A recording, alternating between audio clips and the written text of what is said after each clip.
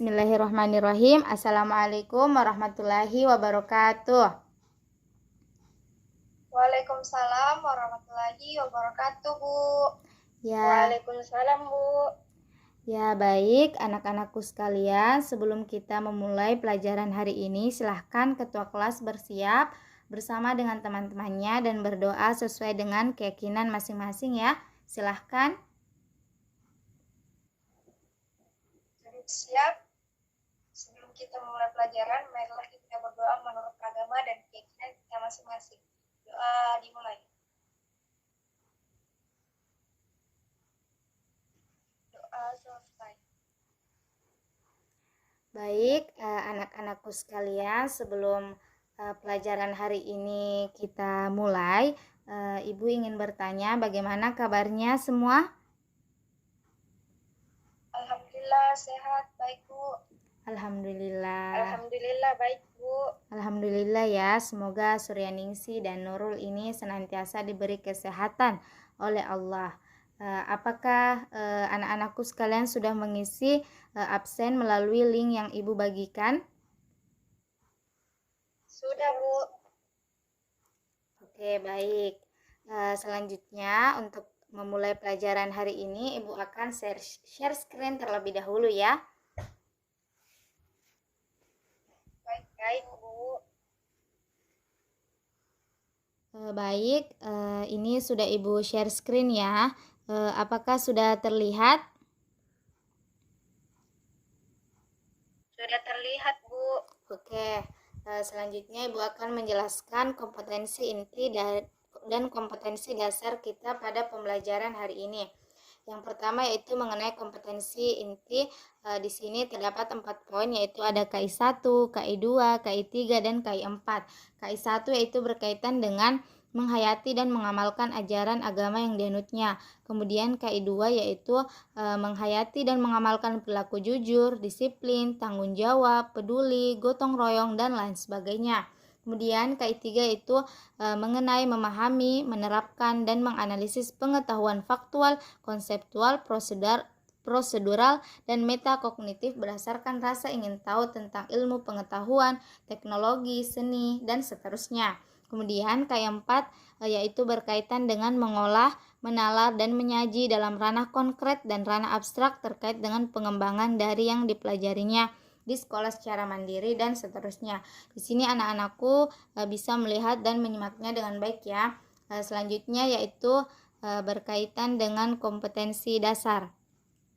Di sini terdapat 2 poin ya. Yang pertama yaitu mengenai mendeskripsikan cara melakukan strategi pemberdayaan komunitas dengan mengedepankan nilai-nilai kearifan lokal di tengah-tengah pengaruh globalisasi. Dan yang kedua yaitu mengenai merancang, melaksanakan, dan melaporkan aksi pemberdayaan komunitas dengan mengedepankan nilai-nilai kearifan lokal di tengah-tengah pengaruh globalisasi.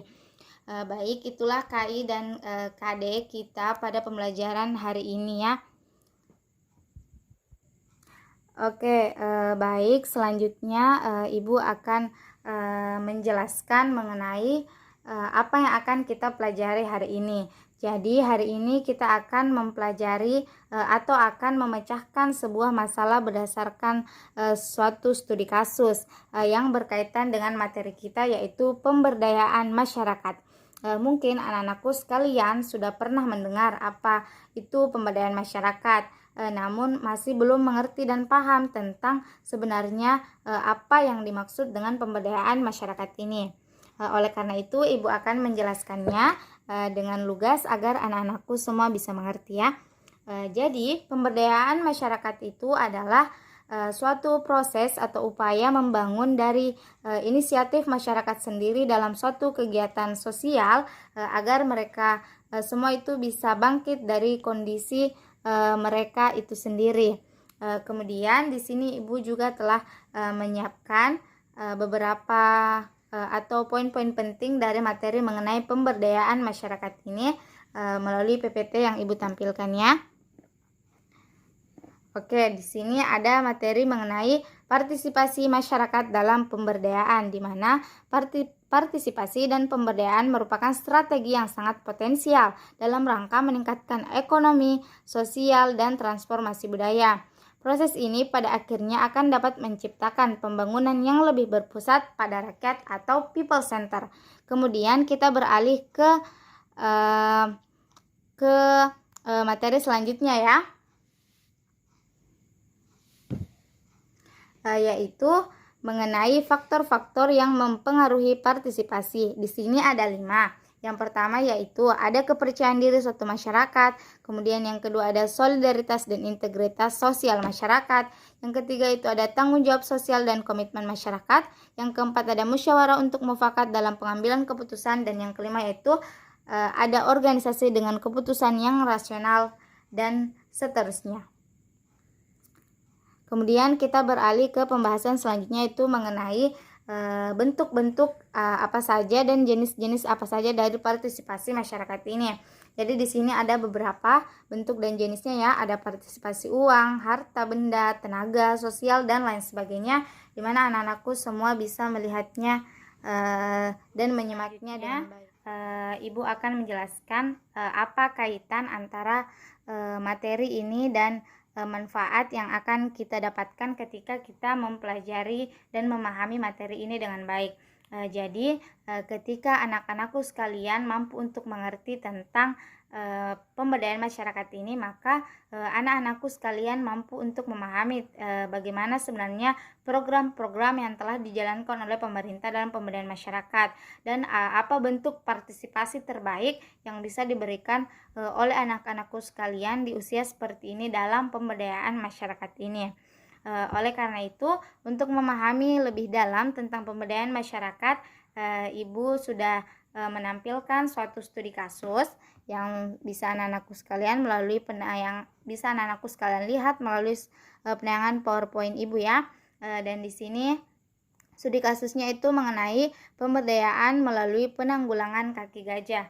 Dan di sini juga terdapat pertanyaan-pertanyaannya yang bisa anak-anakku lihat ya. Di sini ada 3 pertanyaan. Ya, yang pertama itu apakah program yang dilakukan oleh pemerintah dalam pemberdayaan ini sudah tepat? Kemudian apakah pemberdayaan yang dilakukan pemerintah ini sudah dilakukan di tempat tinggal anak-anakku masing-masing? Dan yang ketiga itu selain dari pemberdayaan yang ada pada bacaan, program apa sih sebenarnya yang sudah dilakukan oleh pemerintah dalam pemberdayaan di bidang kesehatan ini? Jadi Ibu harap anak-anakku bisa mendiskusikan dan menjawab pertanyaan dari studi kasus ini ya. Baik, Bu.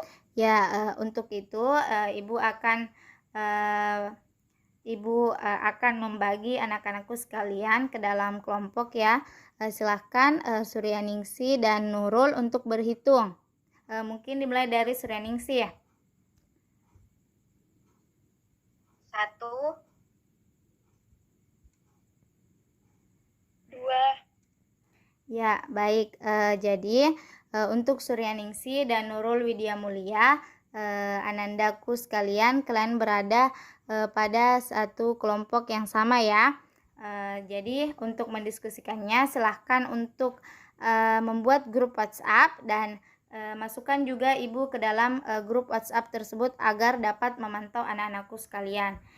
Dan untuk menjawab pertanyaan ini, anak-anak semua bisa melihat materi yang ada pada buku kalian masing-masing ya, yang berkaitan dengan studi kasus ini.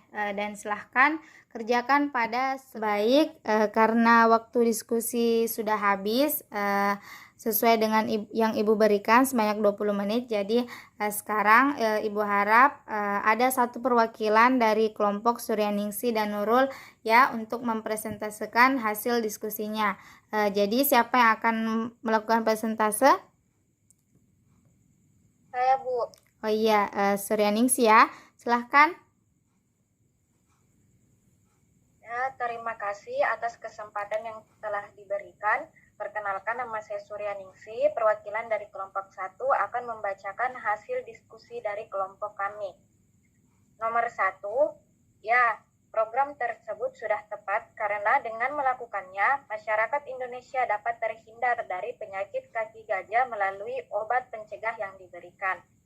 Nomor 2, Di daerah tempat tinggal saya, masih belum terdapat pemberdayaan kesehatan berupa penanggulangan kaki gajah. Nomor terakhir, nomor 3, program pemberdayaan masyarakat dalam bidang kesehatan di lingkungan perumahan saya, yaitu Perumahan Prajana Kabupaten Maros, berupa program posyandu bagi balita, di mana balita dapat dicek berat badan serta kondisi kesehatannya. Sekian dan terima kasih. Wassalamualaikum warahmatullahi wabarakatuh. Waalaikumsalam warahmatullahi wabarakatuh. Jadi Ibu rasa ya apa yang disampaikan oleh Suryaningsih tadi itu sudah sangat baik, dan Ibu harap Nurul dan Suryaningsih bisa mencatat poin-poin penting berdasarkan apa yang sudah dipaparkan oleh Suryaningsih tadi. Apakah sudah dimengerti? Baik, Bu. Mengerti, Bu. Ya. Jadi berdasarkan studi kasus yang sudah kita sama-sama pecahkan masalahnya hari ini, Ibu akan menarik suatu kesimpulan bahwasanya program pemberdayaan masyarakat ini perlu dilakukan secara merata, dan perlu adanya suatu pemberdayaan di mana semua desa itu maupun kota bisa merasakannya, sehingga masyarakat itu mampu untuk menikmati setiap kebijakan-kebijakan pemerintah, baik itu pemberdayaan masyarakat di bidang kesehatan, ekonomi, dan lain sebagainya. Jadi mungkin Ibu rasa cukup untuk hari ini ya, dan Ketua kelas silahkan untuk menyiapkan teman-temannya dan berdoa. Baik, Bu. Duduk siap. Sebelum kita mengakhiri pelajaran pada hari ini, mari kita berdoa menurut agama dan keyakinan kita masing-masing. Doa dimulai.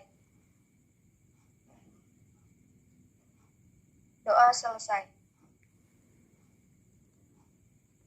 Ya, baik. Terima kasih atas partisipasi anak-anakku sekalian pada Zoom kali ini ya. Ibu ucapkan terima kasih sedalam-dalamnya ya, karena sudah berperan aktif juga ya. Terima kasih untuk Suryaningsih dan Nurul ya. Ya, Bu. Terima kasih banyak, Bu. Terima kasih kembali juga, Bu. Ya, mungkin sekian untuk hari ini ya. Wassalamualaikum warahmatullahi wabarakatuh. Waalaikumsalam warahmatullahi wabarakatuh. Terima kasih banyak, Bu. Ya, sama-sama.